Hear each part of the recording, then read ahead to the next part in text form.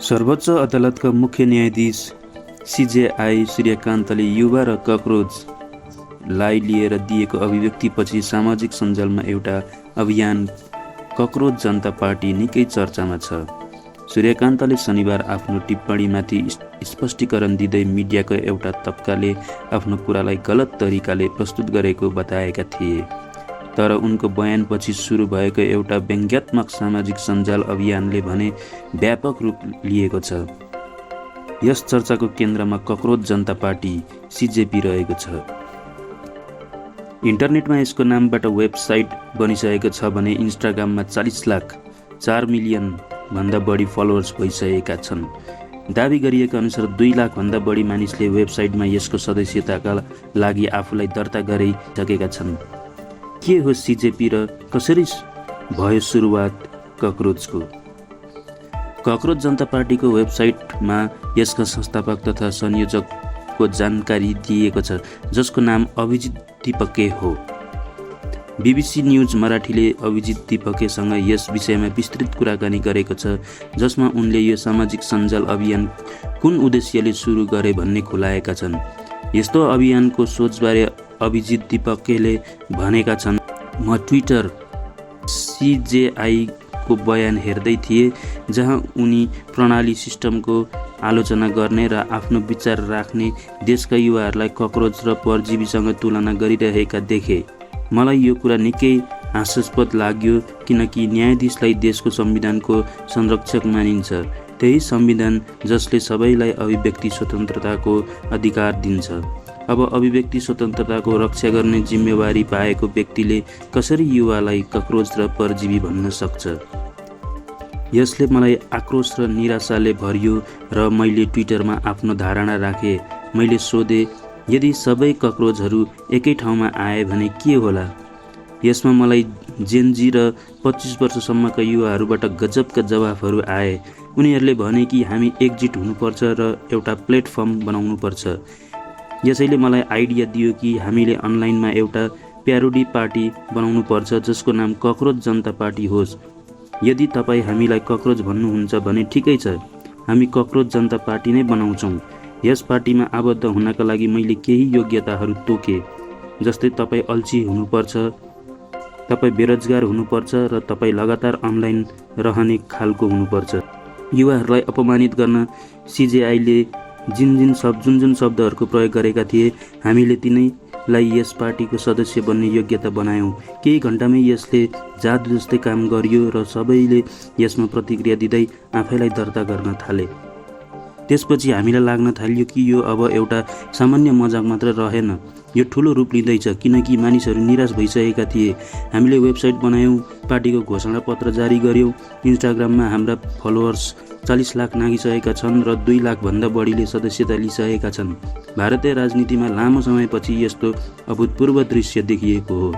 अभिजित भन्छन्, पूर्व क्रिकेटर तथा सांसद कीर्ति आजादले आफू यस पार्टीमा सामेल हुन चाहेको बताएका छन्।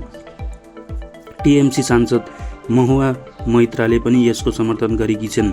यसबाहेक धेरै मानिसहरूले हाम्रो समर्थन गरेका छन् र आज यो बहसको विषय बनेको छ। डिजिटल मार्केटिङका विज्ञहरू यसलाई डिजिटल मिडियामा एउटा ठुलो उथलपुथलका रूपमा हेरिरहेका छन्। सामाजिक सञ्जालमा यति धेरै फलोअर्स हुनुको पछाडि के कारण देखिन्छ? अभिजित भन्छन्, म यो सबै मैले मात्र हासिल गरेको हुँ भन्दिनँ, यो त सबै मानिसहरू एकजुट भएका हुन्। हामीले यो बुझ्नुपर्छ कि उनीहरूलाई कुन कुराले यहाँसम्म ल्यायो। यदि आज कुनै डिजिटल एजेन्सी वा राजनीतिक दलले करोडौँ रुपियाँ खर्च गरेर यस्तो गर्न खोजेको भए पनि यस्तो प्रतिक्रिया आउने थिएनन्। युवाहरूमा विगत धेरै वर्षदेखि जुन निराशा र आक्रोश गुम्सिएको थियो, त्यही नै यो ठुलो प्रतिक्रियाको मुख्य कारण हो।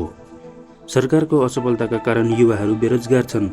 उनीहरूले एउटा यस्तो मञ्च पाए जहाँ उनीहरू आफ्नो निराशा र आक्रोश पोख्न सक्छन्। को हुन् त दीपके?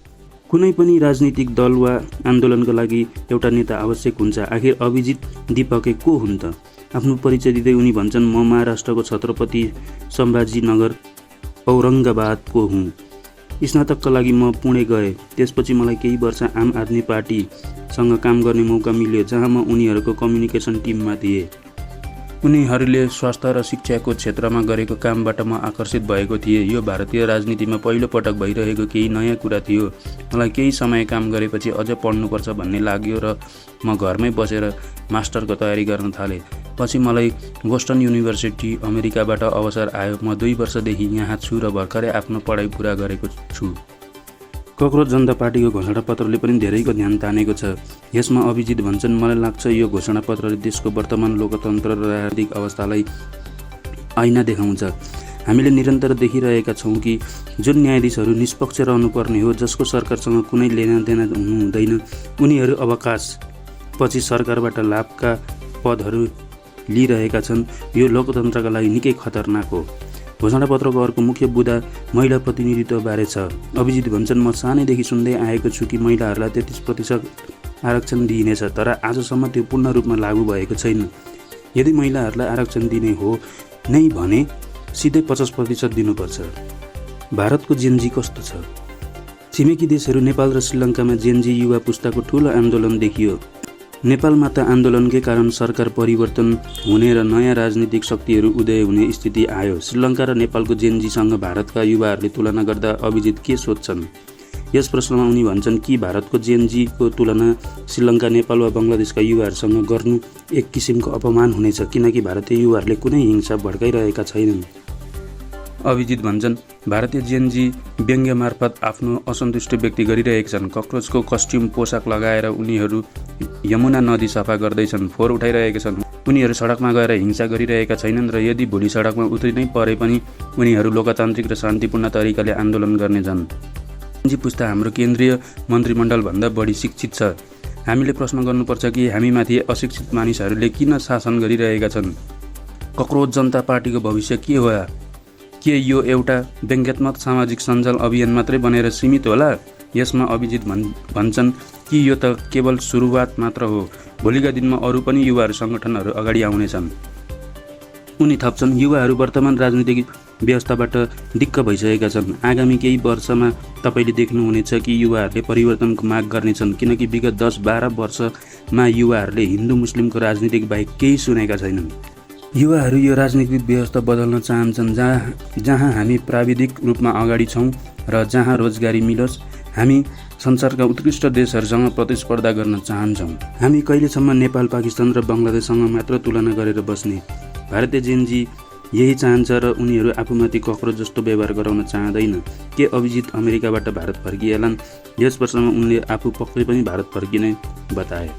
उनले भने, मैले भर्खर मात्र आफ्नो ग्रेजुएसन पुरा गरेको छु र म भारत फर्किएर यस अभियानलाई अगाडि बढाउने छु, किनकि मानिसहरू एकजुट भइरहेका छन् र उनीहरू राम्रो परिवर्तन चाहन्छन्। स्थापनाको 4औं दिनमै हाम्रा दर्ता भएका सदस्यहरूको सङ्ख्या 2 लाख नाग्नु नै यो कुराको सङ्केत हो कि जेनजी अब आफ्नो छुट्टै राजनीतिक मोर्चा चाहन्छ।